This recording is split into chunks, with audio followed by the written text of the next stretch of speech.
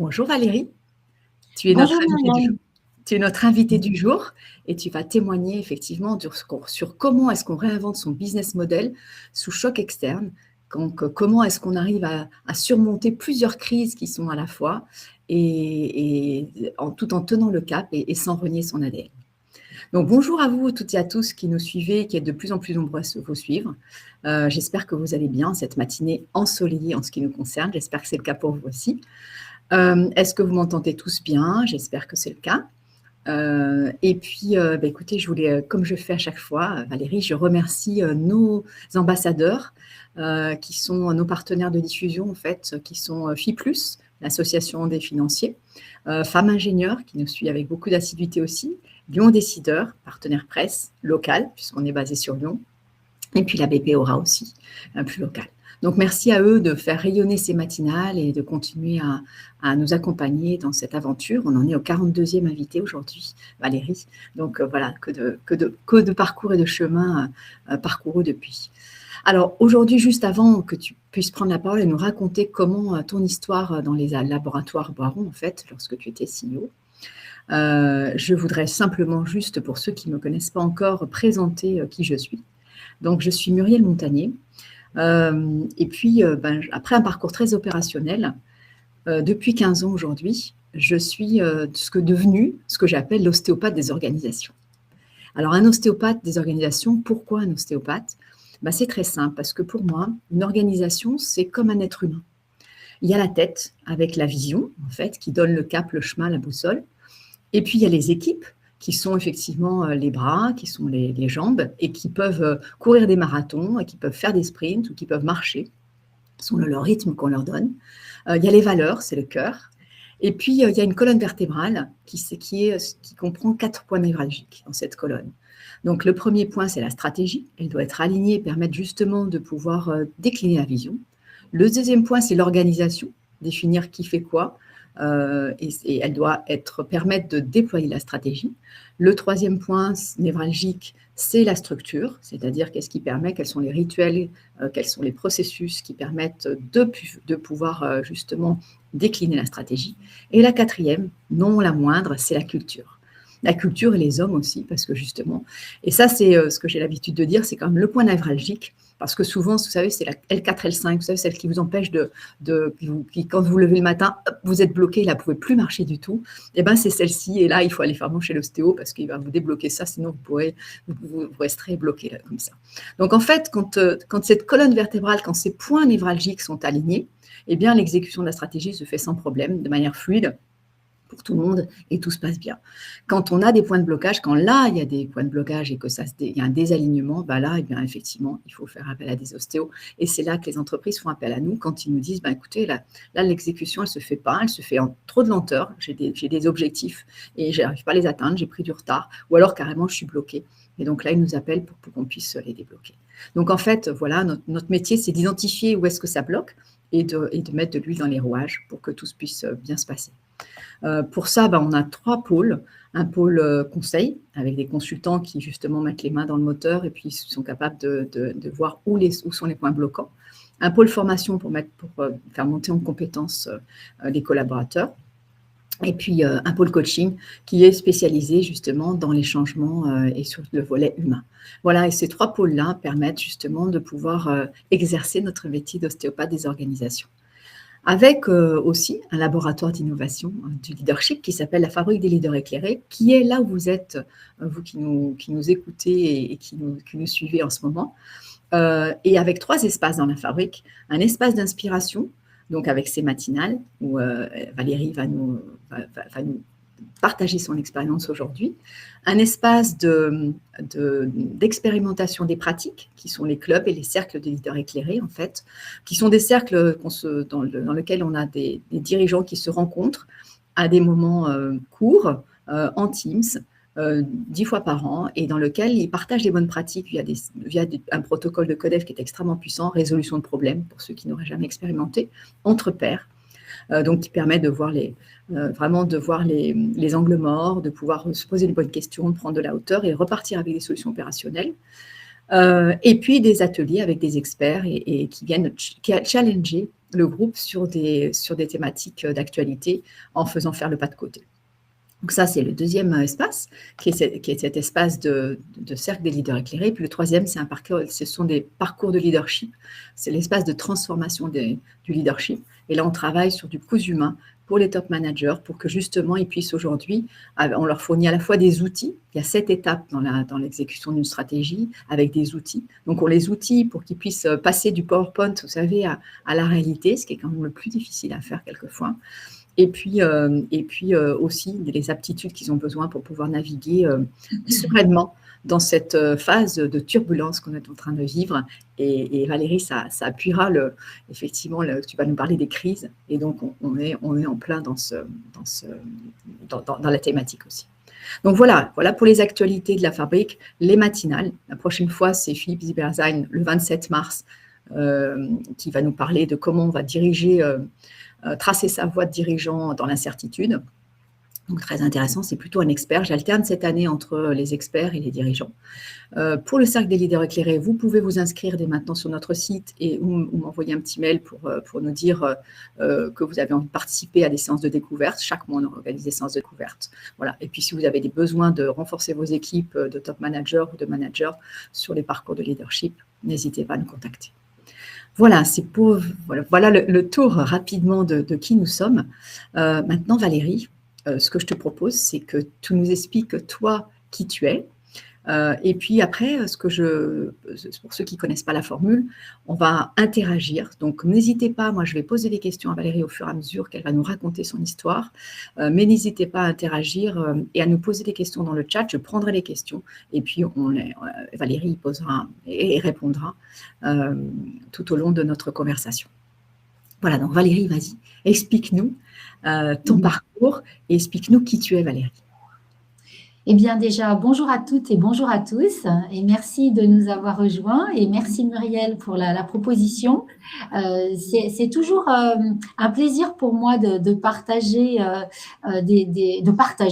au sens large, et j'avoue que cet exercice est intéressant parce que ça permet de prendre du recul sur ce qu'on a pu faire et c'est pas souvent que j'accepte de le témoigner parce que d'une part, il y a aussi de l'intimité, de la confidentialité, mais c'est vrai que pour Muriel, que j'apprécie beaucoup, et pour vous tous, je vais le faire aujourd'hui.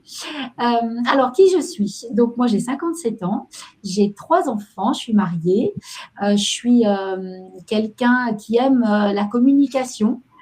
J'ai fait une maîtrise de marketing à l'IAE. Je voulais faire de la pub, donc j'ai commencé chez Publicis. Et c'était un bonheur pour moi de rejoindre Publicis il y a de nombreuses années. Et je suis toujours très connectée au milieu de la publicité, de la communication ou de l'événement. Mais très vite, passionnée aussi de santé, d'ailleurs, j'ai 2 enfants qui sont kinés. J'ai voulu rejoindre l'industrie pharmaceutique. Et donc, j'ai été embauchée par un de mes clients, qui était les laboratoires Fournier. Donc, finalement, j'ai fait quasiment toute ma carrière jusqu'à aujourd'hui dans l'industrie pharmaceutique. Donc, j'ai travaillé chez Fournier, j'ai travaillé ensuite chez Urgo, qui est un laboratoire aussi français. Et puis, j'ai aussi ensuite rejoint les laboratoires Boiron. Donc là, c'est un peu différent parce que les laboratoires Boiron, c'est le leader mondial de l'homéopathie. Donc, ce n'est pas la pharmacie classique. Donc, il fallait aussi sortir de sa zone de confort parce que j'entendais souvent, mais tu crois, toi, à l'homéopathie et tout. Et étant dedans, ayant soigné mes enfants à l'homéopathie, j'avais pas besoin d'y croire, j'avais juste besoin de m'en servir quand mes enfants étaient malades ou moi-même ou ma famille. Voilà, vous allez voir, cette histoire de est-ce qu'on y croit ou on n'y croit pas, eh bien, finalement, m'a poursuivi et a généré aussi toutes les crises qu'on a pu traverser. En dehors de ça, et vous allez voir, c'est lié aussi, je suis quelqu'un qui aime la nature, qui aime le sport. Donc, je fais beaucoup de sport dans mon temps libre, en famille ou seule, parce que j'ai besoin aussi de ces moments de ressourcement. Et puis très récemment, donc j'ai quitté les laboratoires Boiron pour une autre aventure et j'ai rejoint un fonds d'investissement qui est spécialisée dans la santé. Donc, vous voyez, je continue dans cette démarche parce que pour moi, la santé doit être une priorité et il y a tellement de choses à faire que ça me fait plaisir, en fait, de travailler pour les gens et de les aider à recouvrer la santé. Et puis, très récemment encore, je me suis impliquée dans la vie politique pour ma ville, hein, donc pour la ville de Lyon. Et je suis tête de liste pour la métropole de Lyon. Voilà, donc c'est aussi une sacrée aventure parce que je découvre un autre univers. Donc, quand on vient du monde de l'entreprise, voilà, il y a des choses, ça pourra faire l'objet de notre expérience parce qu'en termes de management d'une campagne, c'est aussi très intéressant. Alors, effectivement, Muriel m'a interrogée là-dessus sur chez Boiron, tu as vécu une crise. J'ai dit non, je n'ai pas vécu une crise, j'ai vécu 3 crises en même temps. Donc, il faut savoir que moi, je suis arrivée dans l'entreprise, j'étais responsable du marketing médical, puis très vite, j'ai été directrice du développement médical et pharmaceutique de l'entreprise à côté de Christian Boiron, puis Thierry Boiron, puis à nouveau Christian Boiron. Et puis en 2018, on a notre ministre de la Santé qui a dit qu'elle voulait dérembourser l'homéopathie. Monsieur Boiron, à l'époque, avait 73 ans. Il avait très, très bien mené l'entreprise jusqu'alors. Et il a dit, je t'ai préparé, Valérie, donc tu vas prendre ma suite. Donc, ce qui fait qu'il y a eu une conjonction de facteurs. Le départ de Monsieur Boiron, donc qui est interne, mon arrivée, et en même temps, l'annonce de Madame Buzyn en 2019 de dérembourser l'homéopathie.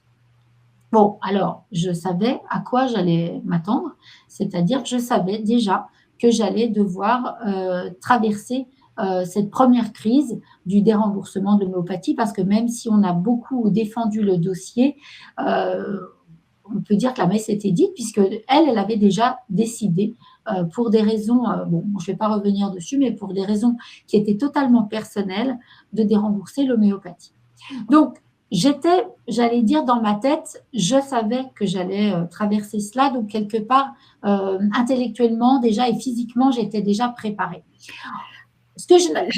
Valérie, juste une chose, pour qu'on puisse comprendre l'impact, en fait, le déremboursement, ça signifiait quoi pour vous en termes de baisse de chiffre d'affaires, en termes de… J'allais juste avant dire que ça, c'était quelque chose que j'avais très peu de temps pour nous retourner, très peu de temps parce que on l'avait pas, l'entreprise n'avait, ça fait partie de l'histoire. L'entreprise, pendant des années, on disait mais est-ce qu'il faut le préparer, pas le préparer. Et Monsieur Boiron, c'était son point de vue et après c'était son choix. Il avait dit non, il faut pas le préparer parce que notre cœur de cible, notre cœur de métier, c'est l'homéopathie. On est le leader mondial de l'homéopathie et il n'avait pas vraiment anticipé ce déremboursement. Donc voilà, donc ça, c'est arrivé de manière très violente pour l'entreprise. Et vous allez voir les conséquences, je vais vous le dire. Mais ce que je voulais dire avant, c'est que, et ça, c'était pas du tout prévisible, parce qu'autant le déremboursement, on peut dire c'était une épée de Damoclès qu'on avait au-dessus de notre tête. Par contre, ce qui n'était pas visible, c'est que dans le même temps, on a eu, et ça, j'ai annoncé un plan social le 11 mars, alors qu'on était confinés le 17 mars 2020. Donc ça, la crise du Covid en même temps n'était pas du tout imaginable, n'était pas du tout prévue. C'est pour ça que j'ai eu 3 crises en même temps, la crise du déremboursement, la crise de la Covid et en même temps la crise sociale, puisque j'ai dû licencier 512 personnes. Alors, pourquoi c'était aussi important pour l'entreprise, ce déremboursement, et aussi critique? Parce que déjà, on est le leader mondial de l'homéopathie. Et donc, on attaque vraiment notre cœur de business, notre cœur de métier. Pour l'image et pour le chiffre d'affaires, c'était dramatique puisque, vous dire, on faisait 617 millions de chiffre d'affaires dans la plus belle année et on a perdu 120 millions d'euros. On faisait 80 millions de résultats opérationnels. Donc, je vous laisse imaginer perdre 120 millions quand on fait 80 millions de résultats opérationnels. D'ailleurs, je vais vous confier quelque chose. Je me souviens qu'un média très connu, national, avait prévu de mettre dans la presse « Boiron boit le bouillon ». Bon, finalement, ils n'ont pas publié ce titre, mais en tout cas, c'était prévu. Donc, ça voulait bien dire qu'on pouvait vraiment boire le bouillon, effectivement, quand on regardait très factuellement les chiffres. Voilà. Donc, comment, c'est la question de Muriel, comment tu fais dans cette période-là? Voilà, vous imaginez tout ce qui passe par la tête, les équipes, il faut gérer l'interne, il faut gérer l'externe. Donc, par rapport à ça, comment j'ai réagi? Qu'est-ce que j'ai fait?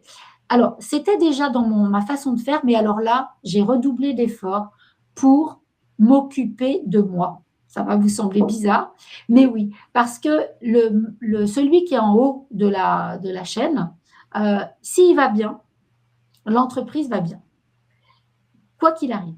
S'il ne va pas bien, bah, l'entreprise va avoir des difficultés. Donc ça, très vite, je m'en suis rendu compte qu'il fallait travailler encore plus sur soi en période de crise et encore plus, bon, bien sûr, sur sa tête, mais aussi sur son corps. Parce que tout est lié. Si vous avez une bonne hygiène de vie, vous êtes en forme, etc., forcément, vous allez voir le verre à moitié plein. Si vous avez une mauvaise hygiène de vie, vous êtes fatigué, vous dormez mal, ben vous allez avoir plutôt des idées un peu négatives. Voilà, et c'est pas bon pour vos équipes. Donc, dans cette période, alors que tout était, j'allais dire, compliqué, j'ai renforcé encore ce travail sur moi. Donc, ça veut dire quoi? Eh bien, avoir des bons coachs, et je dis des parce que j'en avais 2 ou 3, coach sportif, coach de l'entreprise, enfin, sur tout ce qui est organisationnel, et puis coach, on va dire, qui se rapproche plus de la psychologie pour pouvoir être bien dans mes baskets. Voilà, donc ça, c'était très important que je m'occupe bien de moi. Très concrètement, moi, j'avais des rituels et tous les matins, je me lève tôt, mais d'ailleurs, c'est encore le cas aujourd'hui, pour pouvoir faire un moment pour moi, 30 minutes de sport ou de pilates ou de marche ou de natation, enfin, selon la saison, pour me sentir bien dans mon corps. Et après, ce qui veut dire que quand vous arrivez, moi j'arrivais à 7h15 au laboratoire, je prenais un café avec ma directrice de la recherche, je ne sais pas si elle m'écoute, mais en tout cas, voilà, c'était mon rituel et j'arrivais nettoyer, on va dire, de tout, parce que la nuit, on se nettoie. Le matin, je me mettais en forme avec un réveil musculaire et ensuite, je partais pour ma journée totalement disponible et dévouée à mes salariés. Voilà, donc ça, vraiment, pour moi, c'est la clé, si je peux vous donner cette clé-là. Et je le dis beaucoup à certains hommes que je côtoie, parce que c'est vrai que des fois, les femmes, on a tendance peut-être à plus faire attention. Mais voilà, quand on a une hygiène de vie qui peut laisser à désirer, eh bien, on sera moins performant. Voilà, c'est ce que, en tout cas, j'ai observé. Donc, dans quelques, j'allais dire, niveau vous êtes dans l'entreprise, que vous soyez top manager ou middle manager, c'est important que vous vous occupiez de vous. Après, c'est aussi important pour l'image parce que quand vous arrivez que vous êtes en forme, ça se voit. Quand vous arrivez que vous n'êtes pas en forme, ça se voit aussi. Et j'ai une petite phrase qui va vous faire rire, mais qui m'a toujours animée et qui continue à m'animer. Plus le singe grimpe à l'arbre, ce qui est votre cas aussi, vous grimpez, plus on lui voit le derrière. Donc, ça veut dire que plus vous grimpez dans la hiérarchie, plus il faut faire attention à comment vous allez être, comment vous allez parler, comment est votre forme, etc. Donc voilà, donc ça c'est la petite phrase rigolote qui me rappelle chaque jour qu'on doit faire attention à soi. Voilà, et ça c'est très important. La deuxième chose, c'est que dans ce moment-là, vous devez être, et c'est lié au premier point, vous devez être hyper connecté aux réalités du terrain. Alors moi, j'ai commencé dans ma carrière chez Fournier, j'étais visiteuse médicale. Alors franchement, ça ne me faisait pas plaisir de démarrer comme ça. Je voulais tout de suite être chef de pub, chef de produit. Mais on m'a dit, ma petite, tu vas déjà aller faire du terrain. Et franchement, je remercie mes patrons de l'époque parce que c'est très important d'être sur le terrain. Les questions, vous serez d'accord avec moi, vous les avez au siège, mais les réponses, vous les avez sur le terrain. Donc ça, en période normale, c'est essentiel, mais en période de crise, c'est plus qu'indispensable. Donc moi, j'étais, comme je vous le dis, très tôt au laboratoire, mais je ne restais pas tout le temps au laboratoire. C'est-à-dire qu'il fallait aussi être connecté aux équipes de l'entreprise qui étaient certes au siège, mais aussi en production, aussi au marketing et aussi sur le terrain en France, parce qu'on avait tous nos établissements qui étaient concernés par la crise. Voilà, donc c'est très important. Deuxième point, après s'être occupé de soi, et de s'occuper des autres. hein, et d'être avec ses équipes. Ce que je peux vous dire aussi, et ça, c'est pas de moi, c'est de Bruno Bonnel, que j'avais croisé dans le TGV quand j'étais dans cette période, et qui m'a dit, écoute Valérie, je te donne un conseil, parce que moi, j'ai traversé une grosse crise aussi, et occupe-toi des gens qui partent, parce que tu vas devoir faire un plan, c'est évident, mais occupe-toi aussi bien des gens qui restent. Parce que tu ne peux pas traverser une crise sans les gens qui vont rester. Il faut penser à l'avenir. Donc, il faut que tu penses à ceux qui partent. Et effectivement, je m'avais dit, je te connais, tu vas être soucieuse de leur bien-être après Boiroux et de bien les faire partir. Mais pense aussi à ça. Gère les deux. Et ça, je leur remercie parce que c'est vrai quand ça panique tout le monde. Et donc, il faut pouvoir passer du temps avec ceux qui partent et passer du temps avec ceux qui vont rester et qui vont faire l'avenir de l'entreprise. Donc voilà, donc ça, être très connecté au terrain. Et également, ce que j'ai vécu là, c'est d'avoir un codir. Alors, quand j'ai repris la suite de M. Boiron, il faut dire qu'il n'y avait pas de codir. Il avait un autre style de management, mais c'était Christian Boiron. Moi, arrivant, Valérie Lorenz-Poinceau, je ne suis pas Christian Boiron, je ne suis pas le propriétaire de l'entreprise. Eh ben, j'ai travaillé de manière un peu plus classique, on va dire, et institutionnelle, avec un codir que j'ai créé. Et là, c'était très important d'avoir le codir à mes côtés. Alors, d'ailleurs, ça me fait sourire parce que je me souviens de quand je suis partie, certains de mes collaborateurs du codir m'ont dit, mais finalement, on a adoré cette période de crise parce que la manière dont on l'a gérée, elle était motivante. Elle était motivante, elle était même excitante. Donc, comme quoi, on peut traverser une crise et s'épanouir dans ces moments-là, si on gère bien tout ça. Alors, humblement, hein, parce que peut-être j'aurais pu faire mieux certaines choses, mais comment j'ai fait, c'est ça que vous voulez certainement savoir. Donc, déjà, ce qui est très important, d'avoir des personnes avec qui vous avez envie de travailler. Moi, j'aime les gens avec qui j'ai choisi que je travaille, je les aime encore parce qu'ils sont encore là. J'aime mes collaborateurs, vraiment. Ça me fait plaisir de les voir. Donc, ça me donne la banane. Voilà. Et c'est vrai que c'est important de garder ça. Par contre, ça peut vous arriver dans votre carrière d'en avoir un dans le groupe qui va pas bien ou qui est pas à sa bonne place, parce que c'est pas qu'il n'est pas bien, c'est peut-être qu'il n'est pas au bon moment, au bon endroit. Donc ça, si vous n'êtes pas confortable, les autres non plus seront pas confortables. Donc c'est important de s'entourer des bonnes personnes. Et s'il y a quelqu'un qui va pas, eh ben faut lui ouvrir la porte. Et c'est pas un problème. Voilà. Ce sera pas un problème pour lui parce que vous l'accompagnerez et ça sera justement une solution pour vous parce que il faut que vous soyez bien avec votre équipe et que vous ayez confiance. Ça c'est très important. Et moi, c'est ce que j'avais, c'est une chance. Et également, ce qui est très important, c'est de mettre en place des rituels. Alors, je pense que Muriel l'explique encore mieux que moi dans ses formations, mais voilà, les rituels, ça rassure. Parce que ce qui est important dans des périodes de crise, c'est que tout soit sous contrôle. Forcément, je vous le confie, tout n'est pas toujours sous contrôle. Mais il faut que vous donniez cette impression que tout soit sous contrôle. Parce que et le plus possible, il faut que c'est du 95% sous contrôle. Et ça, si vous avez ces rituels et que vous vous parlez, que vous communiquez, que vous vous dites les choses qui vont, mais les choses qui ne vont pas, il faut accepter d'entendre les choses qui ne vont pas. Alors là, vous pouvez rectifier le tir et faire en sorte que la majorité des choses soient sous contrôle. Parce que vos équipes en dessous, vos équipes, si vous avez 3000 personnes, elles le sentent. Si ça va ou si ça va pas ou si ça branle un petit peu et que du coup, attention, le pilote, ça commence à tanguer, et ben ça va se sentir. Donc voilà, donc ça, c'est très important d'avoir ces rituels et très important de les voir parce que c'est dans ces moments-là aussi où vous allez pouvoir vérifier l'alignement. Alors, j'ai bien aimé l'histoire de l'ostéopathie et aussi l'alignement de la colonne vertébrale. Ça, c'est très important de vérifier que votre équipe est alignée. Donc, moi, je vais vous donner un exemple où je me suis rendu compte, dans un moment comme ça de travail, que mon équipe n'était pas du tout alignée. Alors, l'entreprise Boiron, je vais vous expliquer. L'entreprise Boiron, c'est le leader mondial de l'homéopathie. On sait qu'on va perdre 30% de notre chiffre d'affaires. Donc, est-ce qu'on reste même plus sur le cas de la France? C'était même 60% du chiffre de l'homéopathie qui allait chuter. Est-ce qu'on reste comme ça les bras ballants? On se dit, bon, on restructure, point. Ou est-ce qu'on dit, on fait autre chose?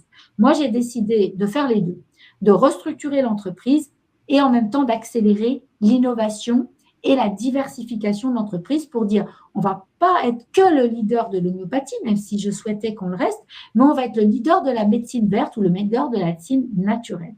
Donc, ça veut dire rajouter de nouveaux domaines et de nouveaux types de produits comme des compléments alimentaires, des cosmétiques. C'est moi qui étais à l'origine, là, ça va bientôt sortir, du cannabis médical. Voilà, c'était des grands mouvements. Et pour moi, il était évident que c'était une évolution structurelle de l'entreprise. Eh bien, figurez-vous que je me suis rendu compte que dans l'équipe, même mon plus proche collaborateur pensait que c'était une évolution conjoncturelle de l'entreprise. Et que bon, Valérie, elle faisait ça pour sauver la mise, là comme ça, mais que ça n'allait pas durer. Et dans mon esprit, moi, c'était totalement structurel. Parce que l'homéopathie, c'est génial, mais force était de constater qu'on avait déjà eu un coup sur la tête et qu'il fallait anticiper justement l'avenir et ne pas se retrouver avec d'autres difficultés, parce que des difficultés, on sait tous qu'on peut en avoir tous les jours et à tous les étages de l'entreprise. Donc voilà, et là, tac, je me rends compte que lui, eh bien, il pense que c'est conjoncturel. Donc du coup, toutes ces actions, elles n'allaient pas avoir la force que j'attendais. Donc, qu'est-ce que j'ai fait? Arrivé en réunion de CODIR, j'ai dit, bon, écoutez, déjà, on va faire un petit tour de table. Ce qu'on est en train de faire là, pour vous, c'est structurel ou c'est conjoncturel? Et dites-le-moi franchement. Et c'est comme ça que je me suis rendu compte que il y en a qui ne savaient finalement pas, il y en a qui pensaient que c'était conjoncturel, et puis il y en avait quand même 2, 3 qui avaient bien compris que c'était structurel. Donc, vous voyez, si je n'avais pas fait cet exercice-là, si je n'avais pas ressenti, je n'avais pas écouté qu'il y avait un problème, eh bien, ma colonne vertébrale, elle est toute tordue. Et forcément, je n'allais pas avancer droit. Voilà, donc ça, c'est très important de cette connexion au terrain et à l'occasion des échanges que vous avez, de vous ressentir si tout le monde est bien aligné. Ensuite, comment on fait pour dire, tiens, d'un seul coup, je fais de l'homéopathie, puis demain, je vais faire autre chose. Alors, il y a le autre chose qui coule de source, les cosmétiques, les compléments alimentaires, et puis il y a le autre chose qui ne coule pas de source du tout, que j'ai fait, par exemple, c'était de dire d'un jour à l'autre, on va faire de la solution hydroalcoolique, on va faire des tests Covid. Alors, pourquoi ces évolutions? Comment ça se fait dans ma tête? Eh bien, il y a quelque chose que je suis beaucoup, moi, comme mantra, c'est le mantra suivant, c'est mauvaise chance, bonne chance. Mauvaise chance, on est déremboursé. Mauvaise chance, on a la Covid. Voilà, qu'est-ce qu'on fait? Ça, c'est la mauvaise chance. La bonne chance, c'est on est une belle entreprise, on a des belles personnes, on a plein de capacités qu'on sous-estime. Eh bien, avec tout ça, avec ces ingrédients, quelle recette et quel beau gâteau, on peut dire, je pourrais faire? Eh bien, c'est avec cette idée-là en tête que j'ai réfléchi, et comme je travaille sur moi, que je vais au vert, que je vais dans la nature, et tout est lié, je vous ai dit, que les idées viennent. Et je me suis dit, non mais attends, il y a la Covid, là, on est tous dans la panade, et qu'est-ce que je peux faire pour aider?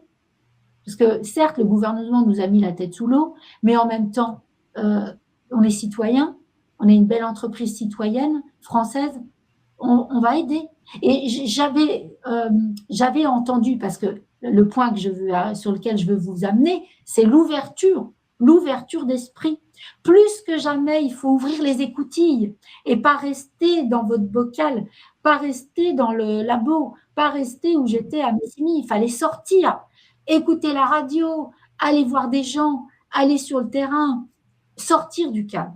Et donc, dans ce contexte, j'avais écouté à la radio 2 entreprises dans l'aéronautique et puis une dans la santé qui s'étaient unies, vous vous souvenez, pour faire des respirateurs. Alors qu'on s'est dit, bon, non, au départ, c'était pas imaginable. Et là, moi, je me suis dit, moi, qu'est-ce que je peux faire? Et je me souviens d'un dimanche, j'ai appelé, il s'en souvient encore, j'ai appelé mon pharmacien responsable et je lui ai dit, écoute, il n'y a pas de gel hydroalcoolique, de solution hydroalcoolique. Moi, je pense que j'ai regardé la formule, on pourrait peut-être en faire. Alors bon, il me dit, oh là là, parce que bon, dans ces moments-là, vous passez aussi pour quelqu'un, des fois, un peu foufou. C'est-à-dire qu'il y a trop d'idées, etc. Donc, lui, c'était son cas. Il me disait des fois, Valérie, avec toutes ces idées.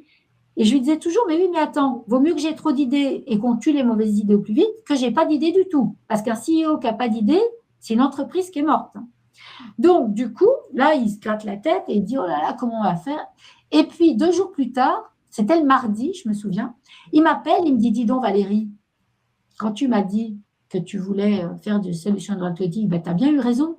Parce que du coup, lundi, j'ai regardé, et en fait, on a tout pour le faire. Et devine quoi, ce matin, j'ai les établissements français du sang et la DSS, la direction de la santé, qui m'a appelé pour me demander si on ne pouvait pas faire de la solution hydroalcoolique pour les établissements français du sang. Et toc. Donc, on a fait ça en 48 heures.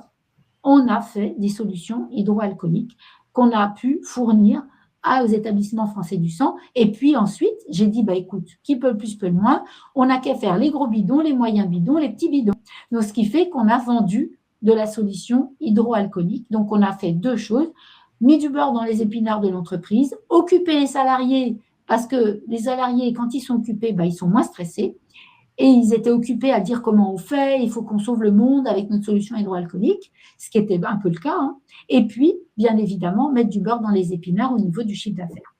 Donc ça, c'est un exemple de la solution hydroalcoolique. Mais si je vais dans ce sens-là, j'ai tiré le fil et j'ai dit, mais qu'est-ce qu'il y a d'autre qu'on pourrait faire? Ah mince, les tests Covid, c'est vrai qu'il faut se tester. Nous, est-ce qu'on pourrait faire des tests? Mais qui fait des tests en France? Donc, j'ai appelé les 2 fabricants de tests français et je leur ai dit, écoutez, on a les structures pour vous aider, même pour faire de la sous-traitance, pour vous assembler les tests. On a le personnel et on a surtout le moyen de distribuer les tests. Parce que les entreprises que j'ai contactées, c'était des petites entreprises. Et d'un seul coup, elles sont devenues des grandes entreprises. Donc, elles n'avaient pas les moyens de logistique au niveau de la compta, au niveau de tout ça, des prises de commandes, de contacter aussi tous les 20 000 pharmaciens, comme nous, qui contactions tous les jours, et qui contactons, l'entreprise c'est toujours le cas, les 20 000 pharmacies françaises. Et les 2 m'ont dit, bah, c'est sympa. Donc, il y en a un qui m'a dit, bah, écoutez, je n'ai pas besoin d'aide là-dessus, mais je cherche un local. Et bien, devinez quoi? Nous, on vendait un établissement, comme on avait licencié beaucoup de monde, on avait fermé des établissements. Eh bien, devinez quoi? Il était dans la même rue que nous, à Strasbourg.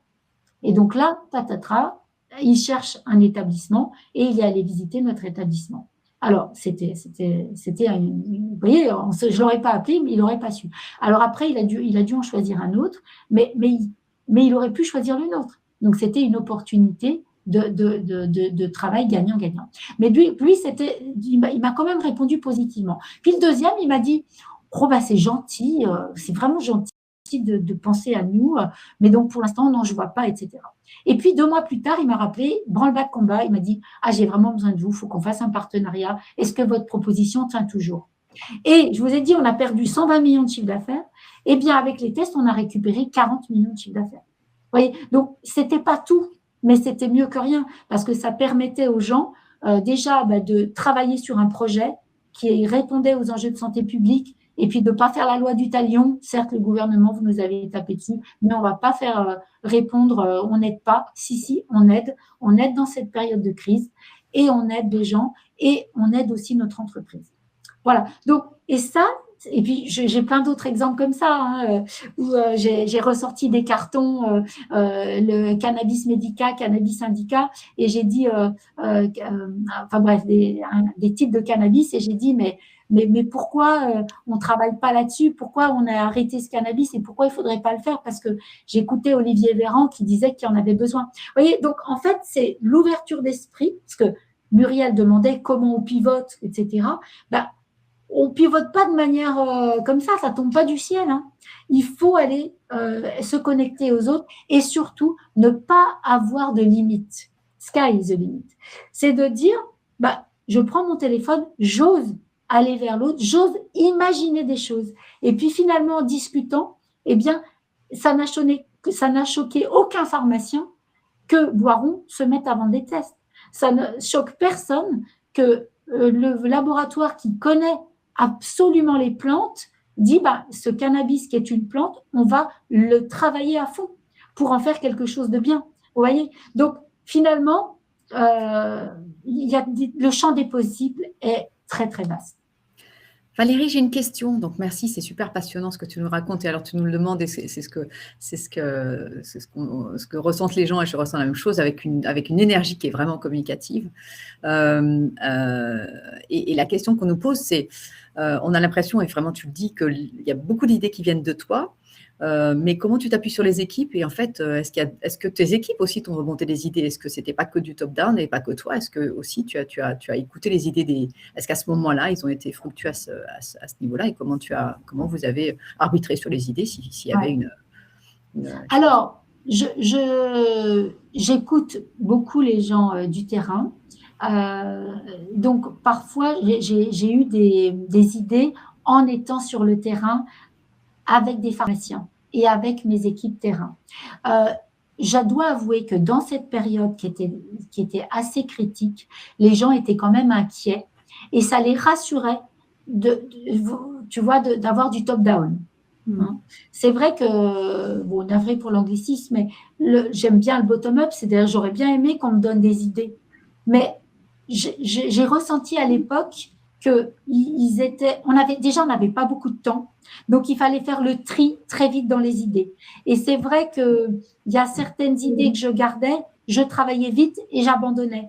Et il fallait garder les idées qui allaient être les plus faciles à mettre en œuvre et les plus rentables, quelque part. À court terme, c'était dans tes questions aussi, il y a le court terme, mais moyen terme. Donc moi, j'avais organisé les choses comme ça. C'est quoi les plans minutes et c'est quoi les plans de mise en progrès continu? Et donc, voilà, pour les plans minutes, il fallait aller vite. Voilà. Donc, par exemple, il y avait d'autres idées qui me sont venues du terrain sur comment ça s'appelle? Sur la propolis. La propolis, donc, c'est vient des abeilles, hein, comme vous le savez. Et j'ai eu la chance d'avoir des gens qui m'ont parlé de ça en disant, mais en Italie, donc ça venait du terrain italien. Et du coup, j'ai creusé, j'ai rencontré une entreprise et en discutant avec eux, j'ai eu l'idée de faire une propolis particulière, de mélanger 3 propolis. Alors, je ne sais pas ce que Boiron va en faire, mais il y a 3 types de propolis, de 3 couleurs différentes. Et donc, j'ai dit, eh ben, on va être les seuls à mélanger les 3. Qu'est-ce que vous en pensez, vous? Voilà. Et ça, c'était venu d'une idée du terrain en me disant, toc toc, Valérie, qu'est-ce que tu penses de faire quelque chose à base de propolis? Voilà. Donc, je prenais effectivement des fois des idées du terrain et ensuite, l'idée, c'est de les transformer. Hein, et de transformer l'essai. Voilà. Sur le cannabis, par exemple, c'est un pharmacien qui connaît très très bien cette plante au laboratoire. J'ai dû le croiser, j'ai dû lui poser une question toute simple là-dessus et lui a rebondi et ensuite c'était un ping-pong incroyable et toc toc toc, il m'a ressorti les choses des cartons. Vous voyez, on n'est jamais tout seul pour avoir l'idée, c'est une conjonction de facteurs. La clé, c'est on a 2 oreilles et une bouche. Hein. Donc, on doit 2 fois plus écouter que parler, même si là, effectivement, malheureusement, il n'y a que moi qui parle.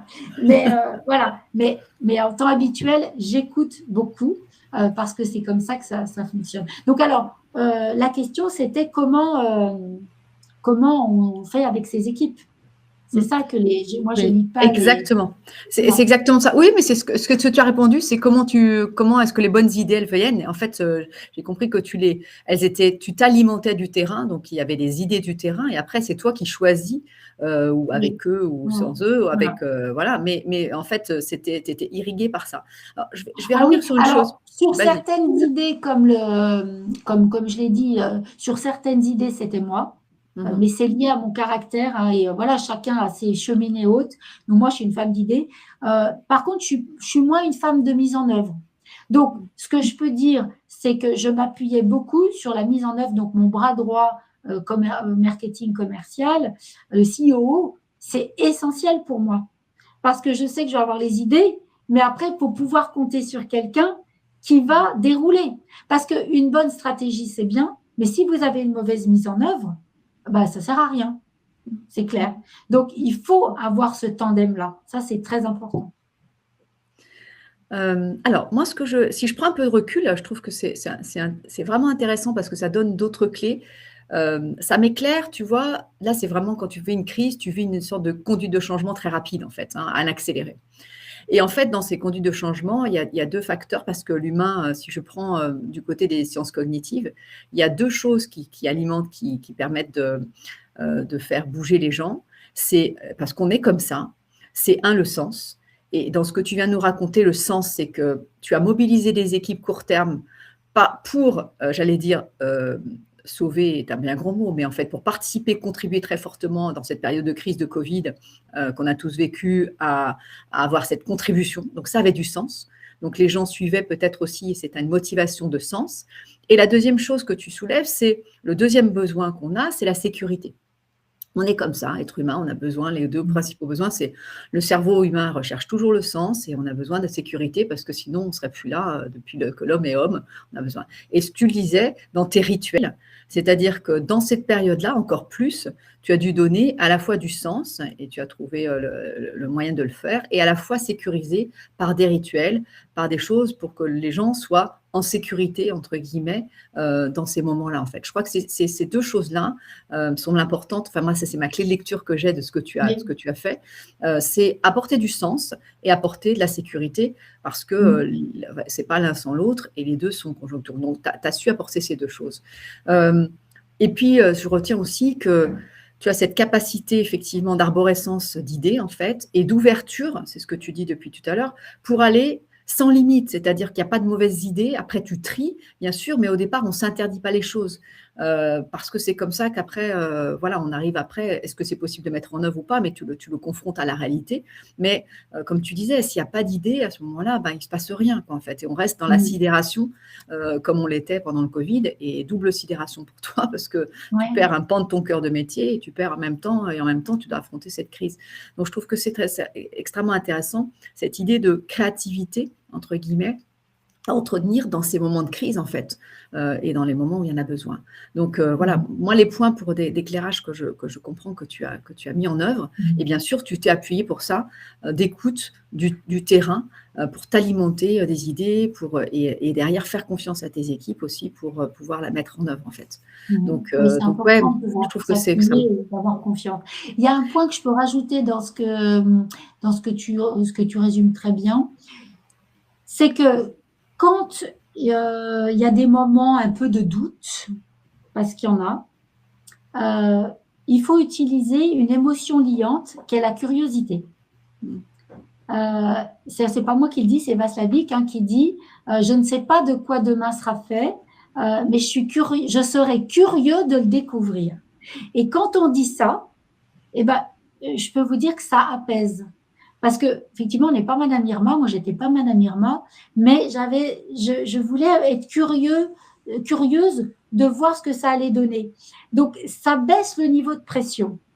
Bien évidemment, c'est pas de la naïveté, c'est pas Alice fait des merveilles, mais c'est de dire voilà, il faut pas non plus se surstresser quand on aborde les choses. Faut plutôt que le stress, faut plutôt mettre la curiosité. Voilà. Et ça m'a beaucoup aidé aussi. Parce que quand on fait tout ce qu'on a à faire, on se dit, j'ai fait ça, j'ai fait mes rituels, j'ai eu les idées, j'ai mis en place ça, etc. J'ai freiné sur les dépenses, j'ai accéléré sur les innovations. Maintenant, je suis curieuse de voir ce qui va se passer. Donc, de rassurer aussi les équipes en disant, vous avez fait ce que vous deviez faire, maintenant, il faut laisser dérouler. Parce que toutes ces graines qu'on a plantées, qu'on a semées, forcément, elles vont germer. Et l'entreprise, elle va se transformer. Et petit à petit, donc soyez aussi curieux de voir comment ça va amener les choses. Voilà. Et le succès amène le succès. Donc, plus vous touchez quelque chose qui va être positif, plus il faut vraiment vous porter votre regard là-dessus parce qu'il faut voir le coup d'après. Vous voyez ? Comment tu as fait, tout à l'heure, tu nous parlais en démarrage de la croyance, en fait. Tu vois, tu nous disais, c'est important. Dans ces moments-là, qu'est-ce qui a fait comment tu as réussi à aligner tes équipes, justement? Tu nous disais tout à l'heure dans un codir, tu en avais qui croyaient que c'était du court terme, d'autres qui croyaient que c'était du long terme. Et comment tu as fait pour aligner ton codir sur ta croyance, sur tes idées, en fait, pour justement faire en sorte que cette croyance soit partagée ou cette foi soit partagée, parce que eux sont les premiers sponsors, en fait. Donc, si eux n'y croyaient pas, tu as raison, les personnes n'y auraient cru parce que c'est. Alors, tout à fait, tu as raison. En fait, j'ai dit en fait, mais c'est les faits. C'est-à-dire que dans les arguments qu'on va donner, il faut être raccroché à des faits réels, à du factuel et aussi à une vision accélérée des conséquences. Hein. C'est-à-dire que ils n'avaient pas conscience, comme on s'est pris un gros truc sur la tête, et que moi, quelque part, j'étais ancienne dans l'entreprise, mais il y avait des gens encore plus anciens qui étaient dans le déni. C'est pas possible qu'on tue l'homéopathie comme ça. C'est pas possible que ça revienne pas. C'est pas possible que voilà. Donc, il y a des gens qui étaient sidérés, qui étaient dans le déni, et vous voyez, tu vois, qui avaient du mal à passer toutes les étapes du deuil. Donc, il fallait vraiment leur montrer de manière factuelle. Ben, regarde, là, ça va se passer comme ça. La chute, elle va être de temps. Donc, j'ai fait faire des études par IQVIA pour montrer, ben, alors l'année 1, on perd tant, l'année 2, on perd tant, l'année 3, on perd tant. Parce que sinon, je me souviens même les syndicats, les salariés, non, mais attends, ça ne va pas être si horrible que ça. Ben si. Quand vous perdez un remboursement, il y a des modèles. On va faire tourner les modèles et vous allez voir. Donc ça, c'est très important d'un seul coup de leur dire, arrêtez de prendre au Père Noël, quoi. Ça ne va pas se passer aussi bien que vous pensez. Donc, ça va se passer comme ça. Donc, du coup, anticipons les choses parce que le problème, c'est si on ne voit pas les choses aussi fortes qu'elles vont arriver. Et donc, du coup, même d'ailleurs, je sais que Boiron a dû faire un plan encore l'année dernière parce que, donc quand j'étais partie, parce que c'est vrai que on voit grand, on a quand même vu un plan conséquent, mais peut-être qu'on aurait même pu aller encore plus loin. Parce que voilà, on peut sous-estimer la dégringolade, hein, voilà, mais on ne veut pas d'un côté humain. On se dit non, quand même, ça va avec tout ce qu'on va créer, etc. Sauf que la chute, elle est rapide. Vous savez, hein, vous pouvez mettre 30 ans à construire une belle entreprise, puis en 2 minutes, elle coule. Hein. Parce qu'il y a une loi qui change, parce qu'il y a une problématique, etc. Ou alors, vous avez même, dans ce moment, c'est ce que je vois avec des chefs d'entreprise à Lyon, et ben, vous avez des changements politiques ou des changements environnementaux qui fait que ben, vous avez plus, nous, si on n'a plus d'abeilles, ben, on n'a plus de biodiversité et on n'a plus de produits. Enfin, on n'a plus, chez Boiron, on n'a plus de produits. Hein. Voilà, parce qu'il n'y aura plus de plantes et c'était déjà le cas. Il y avait déjà des problèmes. Donc là, par exemple, en ce moment, il y a des problèmes d'approvisionnement sur des matériaux, des composants électroniques qu'on n'a plus en France. Il n'y a plus aucun producteur de ces composants, ni en France, ni en Europe.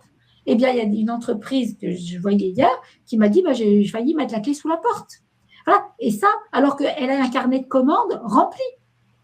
Donc, vous voyez, ça veut dire que tout le monde peut être amené à vivre une crise comme ça. Voilà, voilà. Donc, il ne faut pas sous-estimer l'impact de votre crise. Parce que sinon, voilà. Et donc, pour les collaborateurs, il faut leur mettre les points sur les i, les barreauter, quoi. Et être très ferme. Et être sûr de vous. Donc, pour être sûr de vous, il faut avoir des données factuelles. Voilà. Parce que c'est vrai que sinon, vous pouvez vite vous retrouver tout seul et on vous dit maintenant, elle rêve. Je me permets, Muriel, je vois qu'il est 9h18. Moi aussi, et je me suis engagée. Exactement. Je me suis engagée, il nous reste 2 minutes. Alors, on va terminer cette matinale un petit peu en avance parce que Valérie vous l'a expliqué, elle a des nouvelles prérogatives et elle doit avoir une conférence de presse. Elle a accepté d'être présente quand même là, mais dans 10 minutes, elle doit commencer une conférence de presse. Donc, merci Valérie. Donc, juste pour terminer, Valérie, parce que c'était très, très inspirant. Donc merci pour ça. C'est pour éviter le déni, avoir des preuves concrètes pour justement susciter la prise de conscience. C'est la première étape pour que les équipes puissent avancer. Donc, merci pour ce point-là. Qu'est-ce que tu as envie de dire en conclusion? Qu'est-ce que tu as envie? Est-ce qu'il y a un point que tu as envie de donner pour que justement les gens puissent… alors, je ne sais pas, comment tu aurais pu, si tu devais refaire l'histoire, est-ce qu'il y a une chose que tu aurais faite que tu n'as pas faite, ou au contraire, est-ce que tu aurais tout fait pareil? Alors, il y en a certainement, hein. Il y en a certainement des choses que j'aurais pu mieux faire ou faire encore mieux. C'est toujours ce que je me dis parce que vis-à-vis de moi, j'ai toujours envie de faire mieux. Voilà, c'est normal, je me dis jusqu'à la fin, on peut progresser. Donc certainement. Non, après, ce que j'ai envie de dire, c'est plus pour vous qu'écouter, c'est que l'important, je veux revenir sur ce que j'ai dit au début, je pense que l'important, c'est vraiment d'être bien vous. hein, parce que je mesure encore aujourd'hui le rayonnement qu'on a. Si vous allez bien, les autres iront bien, même s'il y a des difficultés, hein, même si c'est difficile. Voilà, donc c'est la clé. La clé, c'est vous. Hein, parce que souvent on dit la clé, alors ça va être vos équipes et tout. Oui, c'est vrai, mais la véritable clé, c'est vous. Et donc moi, j'ai envie de vous dire aujourd'hui, occupez-vous bien de vous. Prenez soin de vous, en fait, c'était ça. Prenez soin de vous. Voilà. Parce que Prenez c'est soin une de vous. manière de prendre soin des autres aussi. En prenant soin de vous, vous prendrez soin des autres. Voilà. Et franchement, c'est le plus difficile.